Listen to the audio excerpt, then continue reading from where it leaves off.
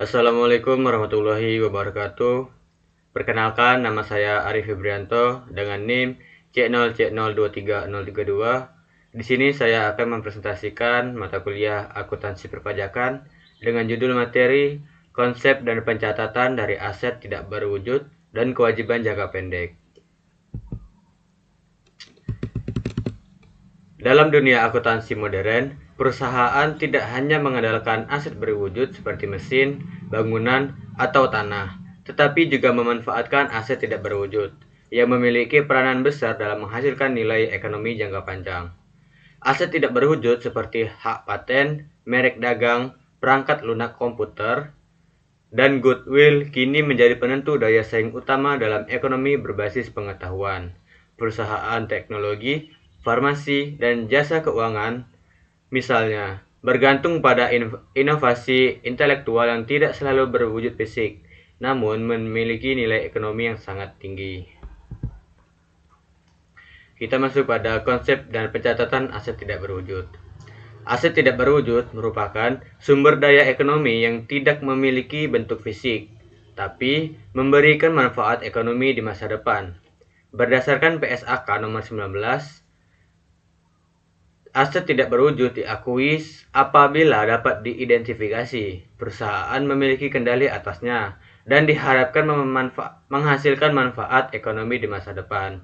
Contoh umum aset tidak berwujud adalah hak cipta, hak paten, lisensi, merek dagang, goodwill, serta software komputer yang dikembangkan atau dibeli oleh perusahaan. Dalam pencatatan akuntansi, aset tidak berwujud dicatat pada akun aset tidak berwujud di sisi debit dan dikreditkan pada kas atau utang jika pembelian dilakukan secara kredit.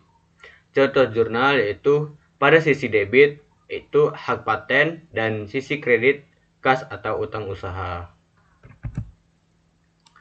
Kemudian amortisasi aset tidak berwujud dengan metode garis lurus dan saldo menurun. Amortisasi adalah proses alokasi sistematis dari biaya perolehan aset tidak berwujud selama masa manfaatnya. Tujuan amortisasi bukan untuk menilai kembali aset, tetapi untuk mencatat penurunan nilai manfaat ekonomi yang dikonsumsi setiap periode akuntansi. Masa manfaat aset tidak berwujud dapat ditentukan berdasarkan faktor hukum, misalnya lama masa berlaku paten, ekonomi, berapa lama aset menghasilkan pendapatan, atau teknis, berapa lama perangkat lunak digunakan secara efektif. Bila aset memiliki umur manfaat tak terbatas, maka amortisasi tidak dilakukan, tetapi perlu dilakukan uji penurunan nilai secara periodik. Yang pertama itu ada metode garis lurus atau straight line method. Metode ini adalah yang paling sederhana dan banyak digunakan karena menghasilkan beban amortisasi yang sama setiap periode. Prinsip dasarnya adalah membagi perolehan aset secara merata selama masa manfaat. Dengan rumus, beban amortisasi sama dengan harga perolehan dikurang nilai sisa umur manfaat. Contoh kasusnya adalah perusahaan memiliki hak cipta lagu senilai 100 juta rupiah dengan masa manfaat 10 tahun tanpa nilai sisa. Maka beban amortisasi setiap tahun adalah 100 juta rupiah dibagi dengan 10 tahun dan dapatlah hasil senilai 10 juta rupiah. Dengan jurnal amortisasi, di debit beban amortisasi hak cipta sebesar 10 juta rupiah dan di kredit akumulasi amortisasi hak cipta sebesar 10 juta rupiah. Yang kedua, metode saldo menurun. Berbeda dengan garis lurus, metode saldo menurun memberikan beban amortisasi yang lebih besar di awal dan semakin menurun dari tahun ke tahun. Hal ini mencerminkan kenyataan bahwa beberapa aset tidak berwujud memberikan manfaat ekonomi yang lebih tinggi di awal penggunaannya. Misalnya software baru atau lisensi teknologi yang cepat usang. Dengan rumus, beban amortisasi sama dengan nilai buku awal tahun dikali tarif amortisasi. Metode ini memberikan gambaran yang lebih realistis bagi aset yang manfaatnya cepat berkurang.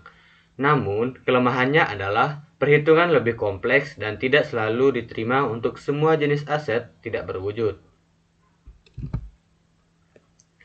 Selanjutnya, klasifikasi kewajiban jangka pendek.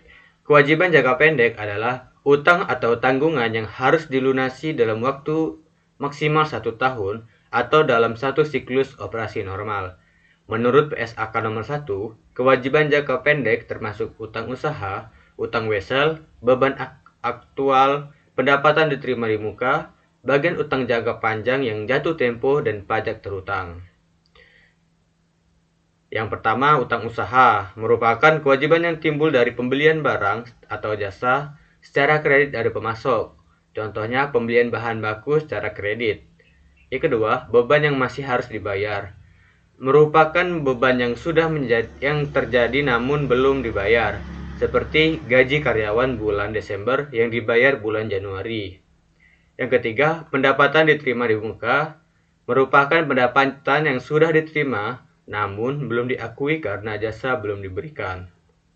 Yang keempat, utang pajak merupakan kewajiban kepada pemerintah yang harus dibayar sesuai peraturan perpajakan. Misalnya PPh 21, PPh 23, atau juga PPN keluaran. Pada pencatatan pajak atas kewajiban pajak jangka pendek, pajak yang termasuk dalam kewajiban jangka pendek mencakup semua pajak yang telah terutang namun belum disetor. Pengelolaan pajak jangka pendek penting agar perusahaan terhindar dari denda dan sanksi administrasi. Yang pertama itu PPh pasal 21, pajak penghasilan atas gaji karyawan yang dipotong oleh perusahaan. Jurnalnya pada sisi debit beban gaji, sisi kredit utang gaji PPh 21 pada kas gaji dibayar.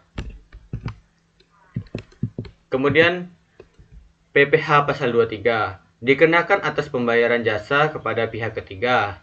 Pada sisi debit beban jasa pada utang PPh 23 dan juga kas.